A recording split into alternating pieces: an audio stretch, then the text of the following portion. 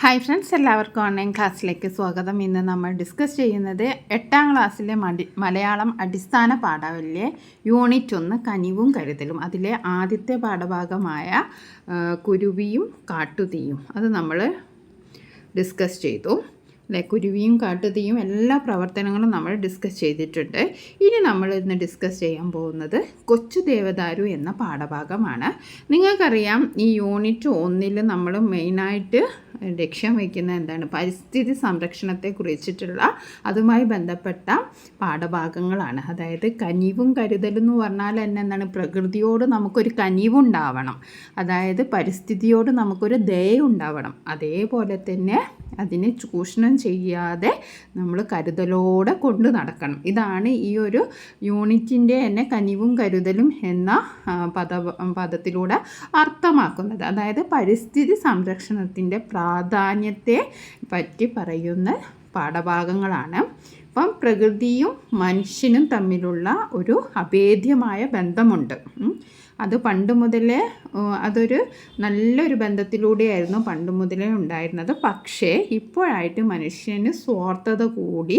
അപ്പോഴെന്ത് ചെയ്തു, മനുഷ്യൻ പ്രകൃതിയെ ചൂഷണം ചെയ്യാൻ ആരംഭിച്ചു. അപ്പോൾ പ്രകൃതി വിഭവങ്ങളുടെ ചൂഷണത്തിലൂടെ നമ്മുടെ പരിസ്ഥിതിയുടെ സന്തുലനാവസ്ഥ നഷ്ടപ്പെട്ടു. അപ്പോൾ നമ്മൾ മനുഷ്യന്മാർ പ്രകൃതിയെ ഇങ്ങനെ ദുരിതപ്പെടുത്തുമ്പോൾ അല്ലെങ്കിൽ പ്രകോപിപ്പിക്കുമ്പോൾ അത് തിരിച്ച് പ്രകൃതി നമുക്ക് അതേപോലെ നമ്മളോടും തിരിച്ചടിക്കുകയാണല്ലേ.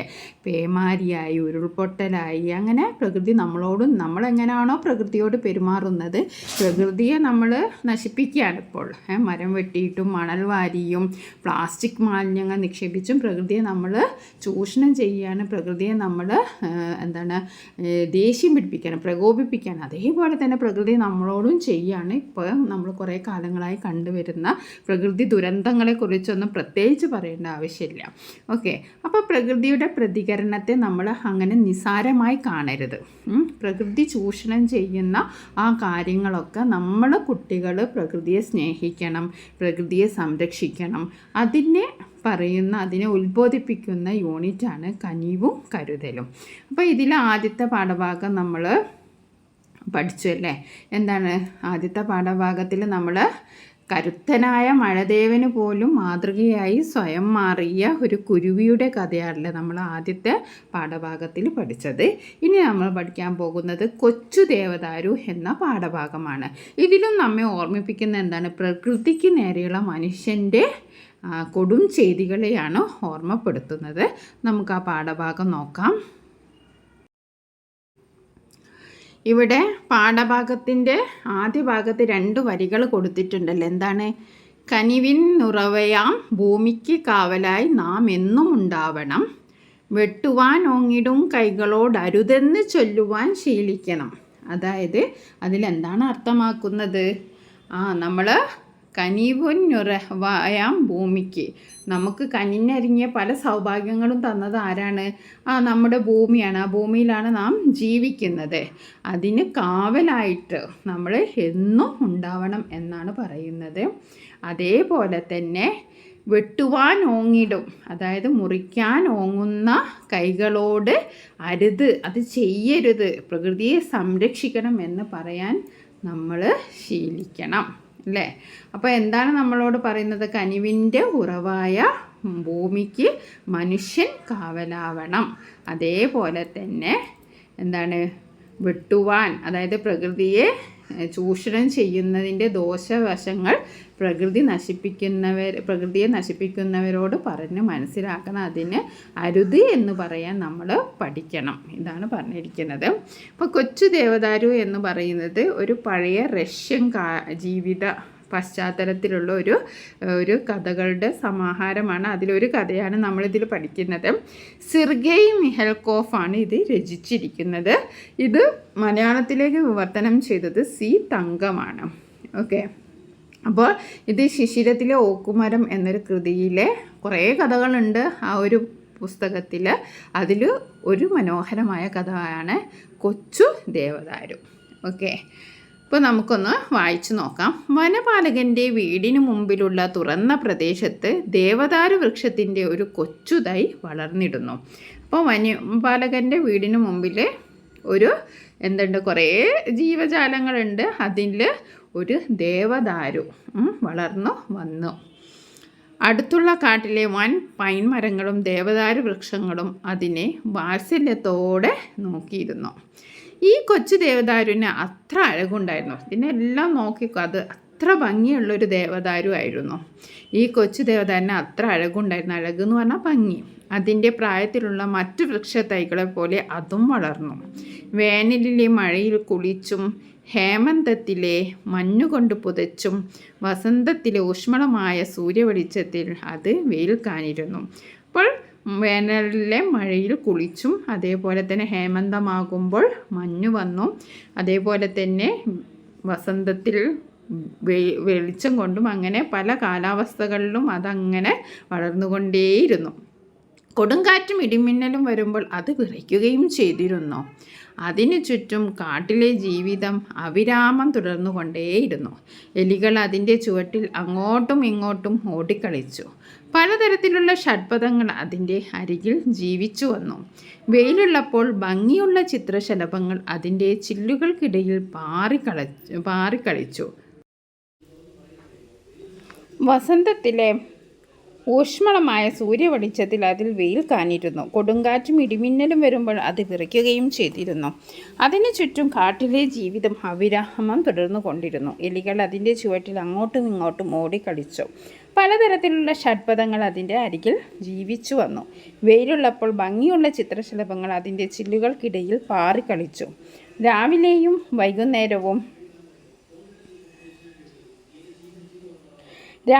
വൈകുന്നേരവും പക്ഷികൾ അതിനെ ചുറ്റി പറന്നു. ഒരു ദിവസം കൊച്ചു ദേവദാരു ശരിക്കും ജീവനുള്ള ഒരു മുയലിനെ കാണുകയും അതുമായി പരിചയപ്പെടുകയും ചെയ്തു. ആ തുറന്ന പ്രദേശത്ത് ഒറ്റയ്ക്കാണ് ദേവദാരു വളർന്നതെങ്കിലും അതിന് ഒരിക്കലും ഏകാന്തത അനുഭവിച്ചിട്ടില്ല. പക്ഷേ ഒരു ദിവസം എവിടെ നിന്നോ ഒരു മാക്പൈ പറന്നു വന്ന് ആ കൊച്ചുമരത്തിൻ്റെ ചില്ലയിൽ ഇരുന്ന് മുമ്പോട്ടും പിറകോട്ടും ആടാൻ തുടങ്ങി. കൊച്ചു ദേവദാരു വിനയത്തോടെ മാക്പൈയോട് പറഞ്ഞു, ദയവായി എൻ്റെ ചില്ലകളിൽ ഇരുന്ന് ആടരുത്, അത് ഒടിഞ്ഞു പോകും. മാക്പൈ മര്യാദയില്ലാതെ മറുപടി പറഞ്ഞു, അല്ലെങ്കിലും ഈ ചില്ലകൾ കൊണ്ട് നിനക്കെന്ത് പ്രയോജനം? എന്തായാലും പുതുവർഷം വരുമ്പോൾ ആരെങ്കിലും നിൻ്റെ തലപ്പ് മുഴുവൻ വെട്ടിക്കൊണ്ടു പോകും, തീർച്ച. എൻ്റെ തലപ്പ് ആര് വെട്ടിക്കൊണ്ടു പോകും? എന്തിനു വേണ്ടി? അപ്പോൾ മാക്പൈ വന്നിട്ട് ആടാനൊക്കെ തുടങ്ങിയപ്പോൾ, നീ ദയവായി ആടരുത്, എൻ്റെ ചില്ലകളൊക്കെ ഒടിഞ്ഞു പോകുമെന്ന് പറഞ്ഞപ്പോൾ എന്താ പറഞ്ഞത്? അല്ലെങ്കിൽ നിനക്ക് ഈ ചില്ലകൾ കൊണ്ടൊന്നും വലിയ പ്രയോജനമൊന്നുമില്ല. പുതിയ വർഷം വരുമ്പോൾ നിൻ്റെ ഈ ചില്ലകളൊക്കെ ആരെങ്കിലും വെട്ടിക്കൊണ്ട് പോകുന്നത്. അപ്പം ചോദിക്കുകയാണ്, എന്തിനാണ് എൻ്റെ തലപ്പ് ഇങ്ങനെ വെട്ടിക്കൊണ്ട് പോകുന്നത്? ദേവദാരു മൃദുസ്വരത്തിൽ ചോദിച്ചു. നിന്നെ ഇഷ്ടപ്പെട്ട ആരെങ്കിലും? മാക്പൈ പറഞ്ഞു, നിനക്ക് അറിഞ്ഞുകൂടെ, പുതുവർഷം വരുമ്പോൾ ആളുകൾ കാട്ടിൽ വരും നിന്നെപ്പോലെയുള്ള മരങ്ങൾ വെട്ടിക്കൊണ്ട് പോകാൻ. നീയാണെങ്കിൽ എല്ലാവർക്കും കാണത്തക്ക തുറന്ന സ്ഥലത്താണ് നിൽക്കുന്നത്. ഞാനിവിടെ കുറേ വർഷങ്ങളായി പാർക്കുന്നു. ഇതുവരെ എന്നെ ആരും ഉപദ്രവിച്ചിട്ടില്ലല്ലോ. ആ കൊച്ചുമരം തർക്കിക്കാൻ ഒരു വിഫല ശ്രമം നടത്തി. ശരി, നോക്കിക്കോളൂ, ഈ വർഷം ആളുകൾ തീർച്ചയായും നിന്റെ തലപ്പ് വെട്ടിക്കൊണ്ടു പോകും. ദയവില്ലാതെ ഇത്രയും പറഞ്ഞ മാക്പൈ അതിൻ്റെ പാട്ടിനും പറന്നുപോയി. വേനലിലും ശരത്കാലത്തും കൊച്ചു ദേവദാരു പേടിയോടെയാണ് ജീവിച്ചത്. മഞ്ഞ് വീഴാൻ തുടങ്ങിയപ്പോൾ അതിന് ഒട്ടും സമാധാനമില്ലാതായി. കാട്ടിലേക്ക് ഓടിപ്പോയി മറ്റു വലിയ മരങ്ങൾക്കിടയിൽ ഒളിക്കാൻ അതിന് കഴിയില്ലല്ലോ. അങ്ങനെ ദേവദാരുവിന് പേടി വരാൻ തുടങ്ങി അല്ലേ. അപ്പോൾ പുതുവർഷം വരുമ്പോൾ തൻ്റെ ചില്ലകൾ ആരെങ്കിലും വെട്ടിക്കൊണ്ടു പോകുമോ എന്നൊരു ആശങ്ക ദേവദാരുവിന് വന്നു. അപ്പോൾ മഞ്ഞ് മൂടിക്കിടക്കുന്ന ദേവദാരുവിൻ്റെ സമീപത്തേക്ക് ആര് വരികയാണ്? ഒരാൾ വരികയാണ്. നമുക്ക് നോക്കാം. ഡിസംബർ മാസത്തിൽ കനത്ത മഞ്ഞ് പെയ്തു. വലിയ മരങ്ങളുടെ ശാഖകൾ പോലും മഞ്ഞ് വീണ് കനം കൊണ്ട് കീയോട്ട് ചാഞ്ഞുകിടന്നു. കൊച്ചു ദേവദാരുവിൻ്റെയും അറ്റം വരെ മഞ്ഞിനാൽ മൂടപ്പെട്ടു. അത് നന്നായി, ആ കൊച്ചുമരം ആശ്വസിച്ചു. മഞ്ഞുകൊണ്ട് മൂടിയതിനാൽ ആരും എന്നെ കാണുകയില്ലല്ലോ. പിന്നെ വർഷത്തിൻ്റെ അവസാന ദിവസം ഡിസംബർ 31-ാം തീയതിയും വന്നു ചേർന്നു. ഇന്നത്തെ ദിവസം കൂടി എങ്ങനെയെങ്കിലും കഴിഞ്ഞു കിട്ടിയാൽ മതി, എങ്കിൽ ഞാൻ രക്ഷപ്പെട്ടു. ദേവദാരു ഈ വിധം ചിന്തിച്ചിരിക്കുമ്പോൾ ഒരു മനുഷ്യൻ അതിൻ്റെ അടുത്തേക്ക് വന്നു. അപ്പോൾ മഞ്ഞ് മൂടിക്കിടക്കുന്ന വന്നപ്പോഴും ദേവദാരു വളരെയധികം ആശ്വസിച്ചു. ആരും എന്നെ കാണൂലല്ലോ എന്ന്. പക്ഷേ ഒരു മനുഷ്യൻ കടന്നു വരികയാണ്. അയാൾ നേരെ അതിൻ്റെ അടുത്ത് ചെന്ന് അതിൻ്റെ പാളികൾ അതിൻ്റെ ചില്ലുകളിൽ നിന്ന് താഴെ വീണു. ദേവദാരു അതിൻ്റെ പച്ചപ്പ ചില്ലകളെല്ലാം വിടർത്തി ഒരു കൊച്ചു സുന്ദരി പോലെ നിലകൊണ്ടു. പിന്നെ നിന്നെ ഞാൻ തെരഞ്ഞെടുത്ത് നന്നായി എന്ന് പറഞ്ഞ് ആ മനുഷ്യൻ തൃപ്തിയോടെ ചിരിച്ചു. ഇത് കേട്ട് കൊച്ചു ദേവദാരുവിന് ബോധം നഷ്ടപ്പെട്ടത് അയാൾ ശ്രദ്ധിച്ചില്ല. ബോധം തെളിഞ്ഞപ്പോൾ എന്താണ് സംഭവിച്ചത് എന്ന് ആ കൊച്ചുമരത്തിന് മനസ്സിലായില്ലേ? എന്താ ആശ്ചര്യം! അതിപ്പോഴും അവിടെ ജീവനോടെ നിന്നിരുന്നു. അതിൻ്റെ ചില്ലകളിൽ പല നിറത്തിലുള്ള രസക്കുടുക്കുകൾ അനവധി തൂക്കിയിരുന്നു. അതിൻ്റെ അടി മുതൽ അറ്റുവരെയുള്ള ചില്ലുകളിലെല്ലാം വെള്ളി നിറത്തിലുള്ള നൂലുകൾ ചുറ്റിയിരിക്കുന്നു. അതിൻ്റെ അറ്റം സ്വർണ്ണ നിറത്തിലുള്ള ഒരു വലിയ നക്ഷത്രം കൊണ്ട് അലങ്കരിച്ചിരിക്കുന്നു. അപ്പം ബോധം തെളിഞ്ഞപ്പോൾ നിന്നെ തിരഞ്ഞെടുത്ത് നന്നായി എന്ന് പറഞ്ഞിട്ടാണ് അയാൾ വരുന്നത്. അപ്പോൾ തന്നെ ദേവദാരുവിൻ്റെ ബോധം പോയി. പക്ഷേ ബോധം തെളിഞ്ഞപ്പോൾ തൻ്റെ ചില്ലകൾ മുഴുവൻ മനോഹരമായിട്ട് അലങ്കരിച്ചതാണ് കണ്ടത്. അടുത്ത ദിവസം പുതുവർഷം ആരംഭിക്കുന്ന രാവിലെ 2 കുട്ടികൾ, ഒരു സഹോദരനും സഹോദരിയും വനപാലകൻ്റെ വീട്ടിൽ നിന്ന് പുറത്തു വന്നു. അവർ മഞ്ഞിൽ തെന്നി നടക്കുന്നതിനുള്ള സ്കീ എന്ന ചെരുപ്പ് കാലിൽ ധരിച്ച് ദേവദാരുവിൻ്റെ അടുത്തേക്ക് ഓടി വന്നു. വനപാലകനും അവരെ അനുഗമിച്ചു. അയാൾ അവരുടെ അടുത്ത് എത്തിയപ്പോൾ ആ ആൺകുട്ടി പറഞ്ഞു, പപ്പ, ഈ കൊച്ചു ദേവദാരു മരത്തെ മുറിക്കാതെ നമ്മൾ അതിനെ പുതുവർഷ മരമായി അലങ്കരിച്ചത് എത്ര നന്നായി! നല്ല ആശയം തന്നെ ഇത്. എത്ര മനോഹരമായ കൊച്ചുമരമാണിത്! എല്ലാ പുതുവർഷവും നമുക്ക് ഈ മരത്തിനെ അലങ്കരിക്കാം. അപ്പോൾ എന്താണ് ഇതിനെ അലങ്കരിച്ചതാണ്, പുതുവർഷത്തെ വരവേൽക്കാൻ വേണ്ടിയിട്ട് കൊച്ചു ദേവദാരുവിനെ അലങ്കരിച്ചതാണ്. ഇത് സംഭവിച്ചത് ഒരുപാട് വർഷങ്ങൾക്ക് മുമ്പാണ്.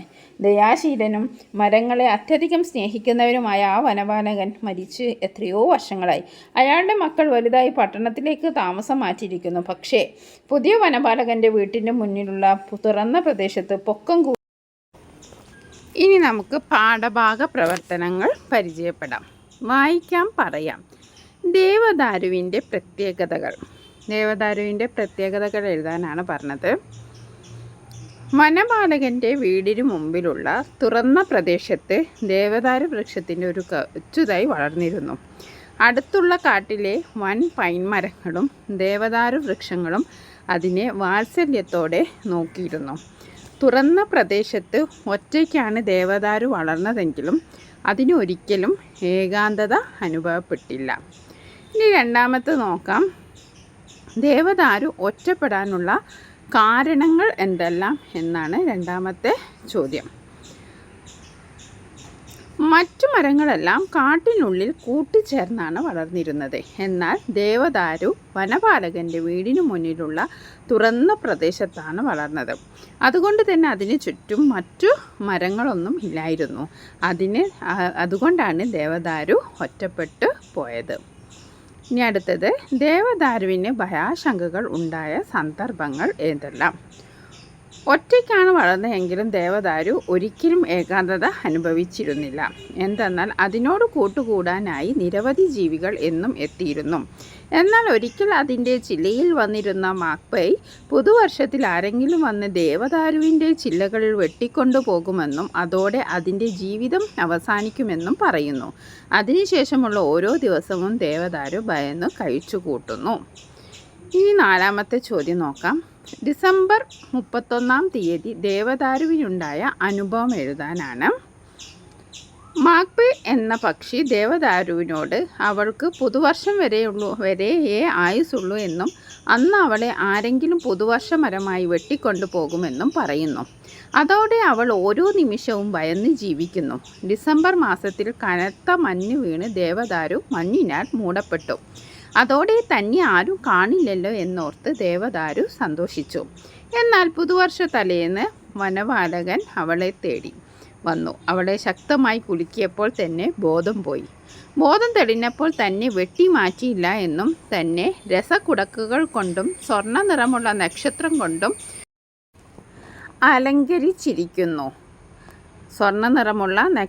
കൊണ്ടും അലങ്കരിച്ചിരിക്കുന്നു എന്നാണ് ഇവിടെ എഴുതേണ്ടത്.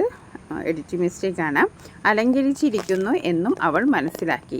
എല്ലാ പുതുവർഷവും തന്നെ ഇങ്ങനെ അലങ്കരിക്കുമെന്ന് കേട്ടപ്പോൾ കൂടുതൽ സന്തോഷം തോന്നി. അതാണ് ഡിസംബർ 31-ന് അവിടെ സംഭവിച്ചത്. അപ്പോൾ നമ്മൾ വായിക്കാം, പറയാം എന്നുള്ള 4 ചോദ്യങ്ങളാണ് നമ്മൾ ചർച്ച ചെയ്തത്. ഇനി അടുത്തത് ആത്മകഥ എഴുതാനാണ്. ദേവദാരുവിൻ്റെ ബാല്യകാലം എങ്ങനെയുള്ളതായിരുന്നു എന്നും അതിൻ്റെ ചിന്തകളും ആശങ്കകളും എന്തായിരുന്നു എന്നും നിങ്ങൾക്കറിയാം. കൊച്ചു ദേവദാരുവിൻ്റെ അനുഭവങ്ങൾ ആത്മകഥാ രൂപത്തിലേക്ക് മാറ്റി എഴുതുക. അപ്പോൾ ആത്മകഥ എന്ന് പറയുമ്പോൾ നമ്മൾ സ്വന്തം എഴുതുന്നതാണ്. അപ്പോൾ എന്തെഴുതണം? എൻ്റെ പേര് ദേവദാരു. വനപാലകൻ്റെ വീടിന് മുമ്പിലുള്ള തുറന്ന പ്രദേശത്ത് നിൽക്കുന്നത് കൊണ്ടാവാം എല്ലാവരും എന്നെ ഇത്രമാത്രം സ്നേഹിച്ചത്. വലിയ പൈമരങ്ങളും ദേവദാരു വൃക്ഷങ്ങളും എത്ര വാത്സല്യത്തോടെയാണ് എന്നെ നോക്കിയിരുന്നത്. എനിക്ക് ഉള്ളം നിറഞ്ഞ സന്തോഷമായിരുന്നു എപ്പോഴും. വേനൽ മഴയിൽ കുളിച്ചും വസന്തത്തിലെ വെയിലേറ്റും ഞാൻ വളർന്നു. കൊടുങ്കാറ്റും ഇടിമിന്നലും വരുമ്പോൾ എനിക്ക് എന്ത് പേടിയാണെന്നോ ആലോചിക്കാൻ കൂടി കഴിഞ്ഞിരുന്നില്ല. എലിയും ഷഡ്പദങ്ങളും പക്ഷികളും കൂട്ടുകാരായതുകൊണ്ട് എനിക്കൊരിക്കലും വിരസത അനുഭവപ്പെട്ടില്ല. മാക്ബി പക്ഷേ എൻ്റെ ചില്ലയിൽ വന്നിരുന്ന ദിവസത്തെക്കുറിച്ച് ഓർക്കുമ്പോൾ എനിക്ക് പേടി തോന്നുന്നു. എൻ്റെ ചില്ലകൾ ഒടിഞ്ഞു പോയാലോ? ഞാൻ അല്പം കടുപ്പിച്ച് പ്രതികരിച്ചു. എന്തായാലും പുതുവർഷം വരുമ്പോൾ ആരെങ്കിലും നിന്റെ തലപ്പ് വെട്ടിക്കൊണ്ടു പോകും തീർച്ച എന്ന മാക്ബിയുടെ മറുപടി എന്നെ തളർത്തി. പുതുവർഷം വരുമ്പോൾ തുറസായ സ്ഥലത്ത് നിൽക്കുന്ന തനിക്ക് ആപത്ത് വരുമെന്ന ചിന്തയുമായി ഭീതിയോടെ വേനലിലും ശരത്കാലത്തും ഞാൻ ജീവിച്ചു. കാട്ടിലേക്ക് ഓടിപ്പോയി മറ്റു വലിയ മരങ്ങൾക്കിടയിൽ ഒളിക്കാൻ ആയിരുന്നു എങ്കിൽ എന്ന് ഞാൻ വല്ലാതെ ആഗ്രഹിച്ചു. നടക്കാത്ത ആഗ്രഹം. ഡിസംബറിലെ മഞ്ഞ് വന്ന് മൂടിയപ്പോൾ ഇനി എന്നെ ആരും കാണില്ലല്ലോ എന്നാണ് ഞാൻ ആശ്വസിച്ചത്. അപ്പോഴാണ് ഒരു മനുഷ്യൻ എൻ്റെ അടുത്തെത്തി എന്നെ ശക്തമായി കുലുക്കിയത്. നിന്നെ ഞാൻ തിരഞ്ഞെടുത്തത് നന്നായി എന്ന് പറഞ്ഞ് അയാൾ പോയപ്പോൾ ഒപ്പം എൻ്റെ ബോധവും പോയി. ബോധം തെളിഞ്ഞപ്പോൾ എനിക്കൊന്നും ഓർമ്മ വന്നില്ല. ഏതാണെങ്കിലും എന്നെ വെട്ടിമാറ്റില്ലേ എന്നത് എനിക്ക് ആശ്വാസമായി. ഒപ്പം എന്നെ രസകുടുക്കുകൾ കൊണ്ടും സ്വർണ്ണ നിറമുള്ള നക്ഷത്രം കൊണ്ടും അലങ്കരിച്ചിരുന്നു. കൊച്ചു ദേവദാരു മരത്തെ മുറിക്കാതെ അലങ്കരിച്ചത് എത്ര നന്നായി എന്ന പ്രകൃതി സ്നേഹിയായ ഒരു കുട്ടിയുടെ വാക്കുകളെ എനിക്ക് കരുത്തേക്കും. എല്ലാ പുതുവർഷവും എന്നെ അലങ്കരിക്കുമെന്ന് കേട്ടപ്പോൾ എനിക്ക് കൂടുതൽ സന്തോഷം തോന്നി. ഓരോ പുതുവർഷത്തിൻ്റെ ആരംഭത്തിലും എൻ്റെ കുട്ടിക്കാല ഓർമ്മകൾ എല്ലാം എൻ്റെ മനസ്സിലേക്ക് ഓടിയെത്തും. അപ്പോൾ ദേവദാരുവിൻ്റെ ഒരു ആത്മകഥയാണ് നമ്മൾ എഴുതിയത്. ഇനി നമുക്ക് അടുത്ത ചോദ്യം എന്താണ്? നമ്മൾ ആത്മകഥ വായിച്ചു, ഇനി വിശദമാക്കാം എന്നതാണ് അടുത്തത് നമ്മൾ എഴുതേണ്ടത്. പ്രകൃതിയും മനുഷ്യനും തമ്മിലുള്ള സ്നേഹബന്ധമാണ് കൊച്ചു ദേവദാരു എന്ന കഥ നൽകുന്ന സന്ദേശം. വിശദമാക്കാനാണ്. കൊച്ചു ദേവദാരു എന്ന പാഠഭാഗത്തിൽ പ്രകൃതിക്ക് നേരെയുള്ള മനുഷ്യൻ്റെ കൊടും ചെയ്തികളെ ഓർമ്മപ്പെടുത്തുന്നു. ഭൂമിയുടെ കാവലാളായാണ് മനുഷ്യൻ നിലകൊള്ളേണ്ടത്. ഭൂമിയെ ഇല്ലായ്മ ചെയ്യാൻ ശ്രമിക്കുന്നവരെ അതിൽ നിന്നും പിന്തിരിപ്പിക്കാൻ നമുക്കാവണം. മനുഷ്യൻ പ്രകൃതിയെ സംരക്ഷിക്കേണ്ടതും പ്രകൃതിയെ സ്നേഹിക്കേണ്ടതും അത്യാവശ്യമാണ്. പ്രകൃതിയെ സംരക്ഷിക്കുന്നതിലൂടെ മനുഷ്യനും സമൂഹത്തിനും ഭാവിയിൽ സുരക്ഷിതമായി ജീവിക്കാൻ കഴിയും. പ്രകൃതിയെ സംരക്ഷിക്കേണ്ടതും പ്രകൃതിയിൽ നിന്ന് ഊർജ്ജം ഉൾക്കൊണ്ട് ജീവിക്കേണ്ടതും അത്യാവശ്യമാണ്. പരിസ്ഥിതി മലിനീകരണം, കാലാവസ്ഥാ വ്യതിയാനം തുടങ്ങിയ പ്രശ്നങ്ങൾ ഇന്ന് വർദ്ധിച്ചു വരികയാണ്. ഇതിനെല്ലാം കാരണം മനുഷ്യൻ പ്രകൃതിയെ ചൂഷണം ചെയ്യുന്നതാണ്. പ്രകൃതിയെ സംരക്ഷിക്കേണ്ടതും പ്രകൃതിയിൽ നിന്ന് ഊർജ്ജം ഉൾക്കൊണ്ട് ജീവിക്കേണ്ടതും അത്യാവശ്യമാണ്.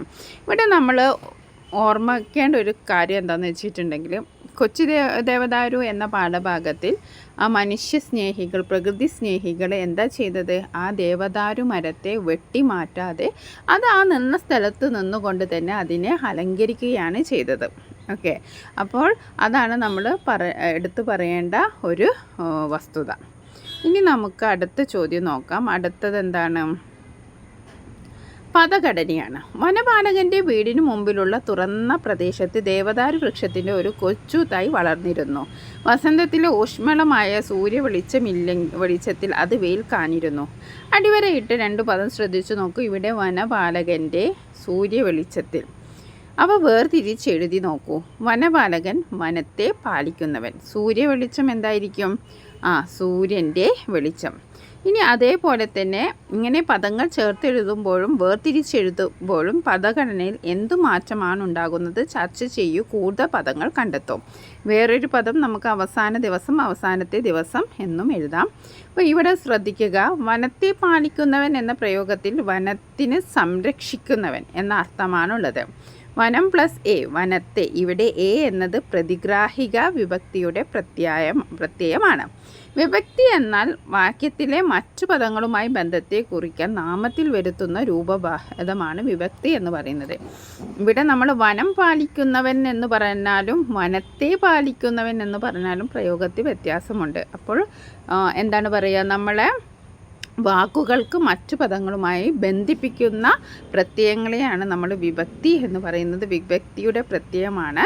ഇവിടെ വനപാലകൻ എന്ന പദത്തിൽ വനം എന്ന നാമത്തോടെ എന്ന പ്രത്യയം ചേർത്ത് വനത്തെ എന്നാക്കുന്നു. അപ്പോൾ വനപാലകൻ വനത്തെ പാലിക്കുന്നവൻ എന്നാകുന്നു. അതേപോലെ സൂര്യവെളിച്ചം എന്ന സൂര്യൻ്റെ വെളിച്ചം എന്നാണ്. സൂര്യൻ്റെ എന്നതിലെ എൻ്റെ എന്നത് സംബന്ധിക വിഭക്തിയുടെ പ്രത്യയമാണ്. ഇപ്പോൾ എൻ്റെ, ഉടെ, ഉള്ള തുടങ്ങിയ ഒരുപാട് പ്രത്യയങ്ങൾ നമ്മുടെ മലയാള ഭാഷയിലുണ്ട്. അപ്പോൾ ഇത് എൻ്റെ, ഉടെ എന്നൊക്കെ പറയുന്നത് സംബന്ധിക വിഭക്തിയാണ്. അപ്പോൾ സൂര്യൻ്റെ വെളിച്ചം. ഓക്കെ, കൂടുതൽ പദങ്ങൾ നമുക്ക് നോക്കാം. കനിവിനുറവ, കനിവിൻ്റെ ഉറവ. വൃക്ഷത്തൈ, വൃക്ഷത്തിൻ്റെ തൈ. ഓക്കെ, ഇനി നമുക്ക് അടുത്തത് ഒരു ലഘുലേഖ തയ്യാറാക്കാനാണ്. ലോക പരിസ്ഥിതി ദിനത്തിൽ സ്കൂളിൽ വിതരണം ചെയ്യുന്നതിനായി ലഘുലേഖ തയ്യാറാക്കുക. വിഷയം പരിസ്ഥിതിയും വികസനവും. ലോകം നേരിടുന്ന പ്രധാന വെല്ലുവിളി ഒന്നാണ് പരിസ്ഥിതി പ്രശ്നങ്ങൾ. എല്ലാ രാജ്യത്തും വളരെ ഗൗരവപൂർണ്ണമായി പരിസ്ഥിതി പ്രശ്നങ്ങൾ പഠിക്കുകയും അതിൻ്റെ വിപത്തുകൾ കുറയ്ക്കാനുള്ള വഴികൾ കണ്ടെത്താനും ശ്രമിച്ചുകൊണ്ടിരിക്കുകയാണ്. മനുഷ്യൻ്റെ നിലനിൽപ്പിന് തന്നെ ഭീഷണിയായി പാരിസ്ഥിതിക പ്രശ്നങ്ങൾ കൊണ്ട് നിരവധി പ്രതിദിനം വർദ്ധിക്കുന്നു. ഈ ഒരു പ്രതിസന്ധി ഘട്ടത്തിൽ കേരളത്തിൻ്റെ പാരിസ്ഥിതിക പ്രശ്നങ്ങൾ സമഗ്രമായി പഠിക്കുകയും പ്രശ്നപരിഹാര മാർഗങ്ങൾ കണ്ടെത്തുക എന്നതും നമ്മുടെ സാമൂഹിക ധാർമ്മിക ഉത്തരവാദിത്തത്തിൻ്റെ ഭാഗമാണ്. പാടം നികത്തിയാലും മണൽ വാരി പുഴ നശിച്ചാലും വനം വെട്ടിയാലും മാലിന്യ കൂമ്പാരങ്ങൾ കൂടിയാലും കുന്നിടിച്ചാലും ഞങ്ങൾക്ക് യാതൊരു പ്രശ്നവും ഇല്ല എന്ന് കരുതുന്നവരുടെ കാഴ്ചപ്പാടുകൾ മാറ്റപ്പെടേണ്ടതാണ്. ഇത്തരം പ്രശ്നങ്ങൾ മാനവരാശിയുടെ പ്രശ്നമാണ് എന്ന് കരുതി ബോധപൂർവമായി ഇടപെട്ട് ഭൂമിയമ്മയെ സംരക്ഷിക്കാൻ നാം തയ്യാറായില്ലെങ്കിൽ നമ്മുടെ വരും തലമുറകൾക്ക് ഇവിടെ വാസയോഗ്യമല്ലാതായി തീരും. ഓക്കെ, അപ്പോൾ നമ്മൾ ഇവിടെ ഡിസ്കസ് ചെയ്തത് കൊച്ചു ദേവദാരു എന്ന പാഠഭാഗവുമായി ബന്ധപ്പെട്ട മുഴുവൻ പ്രവർത്തനങ്ങളുമാണ്. അപ്പോൾ കൊച്ചു ദേവദാരു എന്ന പാഠഭാഗം ഒരു റഷ്യൻ കഥയാണ്. അത് മലയാളത്തിലേക്ക് വിവർത്തനം ചെയ്തത് സി തങ്കമാണ്. സെർഗെയ് മിഹൽക്കോഫാണ് അത് രചിച്ചിരിക്കുന്നത്. ഓക്കെ, അപ്പോൾ പാഠഭാഗം നല്ലവണ്ണം വായിക്കുക. ഇതുമായി ബന്ധപ്പെട്ട് ഇതിലെ പ്രധാന ആശയം പരിസ്ഥിതിയും മനുഷ്യനും തമ്മിലുള്ള ബന്ധമാണ്. അപ്പം പരിസ്ഥിതിയെ നമ്മൾ സംരക്ഷിക്കണം. അതിന് എന്തെങ്കിലും മുറിവേക്കുന്ന പ്രവർത്തനങ്ങൾ നമ്മളുണ്ടായാൽ നമ്മളത് തടയണം. ഇതാണ് നമ്മുടെ പാഠഭാഗത്തിൻ്റെ ഫസ്റ്റ് 2 വരികൾ. അതാണ് ആദ്യ 2 വരികൾ. വെട്ടുവാൻ ഓങ്ങിടും കൈകളോടരുതെന്ന് ചൊല്ലുവാൻ ശീലിക്കണം. അപ്പം മരത്തെ വെട്ടി നശിപ്പിക്കുന്ന കൈകളോട് നമ്മൾ അരുത്, അല്ലെങ്കിൽ പരിസ്ഥിതിക്ക് എന്തൊക്കെ ദോഷമുണ്ടാകുന്ന പ്രവർത്തനങ്ങൾ കാണുമ്പോൾ നമ്മൾ അരുത് എന്ന് പറയണം.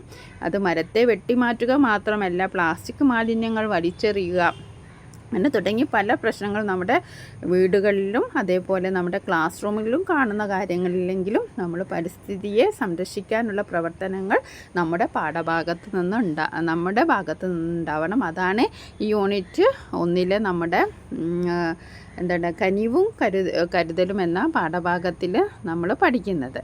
ഓക്കെ, അപ്പോൾ നമുക്ക് ഇനി അടുത്ത പാഠഭാഗവുമായി വീണ്ടും കാണാം. Thank you for watching this video. അതേപോലെ തന്നെ 8ാം ക്ലാസ്സിലെ maths, Malayalam, English, social science തുടങ്ങിയ പാഠഭാഗങ്ങളുടെ പ്രവർത്തനങ്ങളൊക്കെ അപ്ലോഡ് ചെയ്തിട്ടുണ്ട്. അപ്പോൾ നിങ്ങൾ പ്ലേലിസ്റ്റ് ചെക്ക് ചെയ്യുക. ആദ്യമായിട്ടാണ് വീഡിയോ കാണുന്നതെങ്കിൽ ഒന്ന് സബ്സ്ക്രൈബ് ചെയ്ത് സപ്പോർട്ട് ചെയ്യുക. നിങ്ങളുടെ 8ാം ക്ലാസ്സിൽ പഠിക്കുന്ന കൂട്ടുകാർക്ക് ഒന്ന് പങ്കുവെക്കുകയും ചെയ്യുക. താങ്ക്